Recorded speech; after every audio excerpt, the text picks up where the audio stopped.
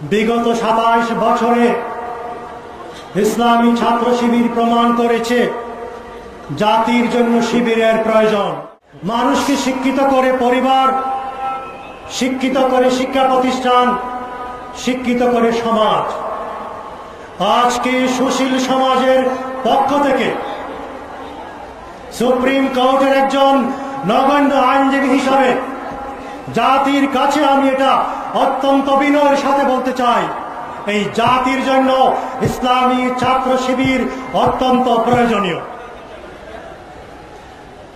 এই শিবির জাতিকে উপহার দিয়েছে এমন একটি সংগঠন যা শুধু সংগঠনই নয়, এটা হচ্ছে একটি শিক্ষা প্রতিষ্ঠান।